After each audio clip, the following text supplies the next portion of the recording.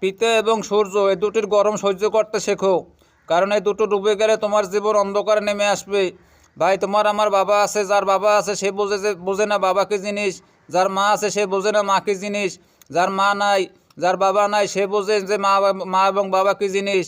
বাবা টাকা থাকা বড় কথা নয়, বাবা শক্তিশালী থাকা বড় কথা নয়, বাবা থাকাটাই বড় কথা। কারণ বাবা হচ্ছে একটা বর্ষার দিনে ছাতার মতন, রৌদ্রের দিনে তোমার জন্য ছায়ার মতন।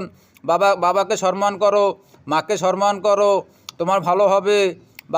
বাবা মার মনে কষ্ট দিলে তুমি ইহকালও পস্তাবে, পরকালেও পস্তাবে। ইহকাল পস্তাবে কীরকমের, তুমি যেভাবে তখন বাবা হবে তোমার সন্তানও তোমাকে অবজ্ঞা করবে। আজকাল অনেকেই আমরা বলি, যারা আমরা বাবা হয়েছি, শালী সন্তান কথা শোনে না। ওরে ভাই, শালী সন্তান কথা কি করে শুনবে? তুমি তো তোমার বাবা মার কথা শোনো নাই। অতএব এখনও সময় থাকতে সময়ের মূল্য দাও। বাবা মা থাকলে বাবা মার কাছে ক্ষমা চাও, বাবা মার কাছে ক্ষমা চাও, বাবা মার মনে শান্তি দাও। মার সাথে বন্ধুত্ব করো, বাবার সাথে বন্ধুত্ব করো, তোমার ছেলে সন্তানও তোমার সাথে বন্ধুত্ব করবে। তুমি তোমার বাবা মাকে অবজ্ঞা করবা, তুমি বলবা বাবা তুমি বোঝো না। তোমার ছেলেও তোমার একদিন বলবে বাবা তুমিও বোঝো না। তুমি আসলে বাবা বোকা, কারণ তুমি যতটুকু করবে ততটুকুই পাবে। অর্থাৎ দুনিয়াটা হচ্ছে গিভ অ্যান্ড টেক, যেরকমের করবে সেরকমেরই পাবে। অতএব বাবা মা থাকলে তাদেরকে সম্মান করো, তাদেরকে ভালোবাসো, তাদেরকে হাতিয়ে দাও।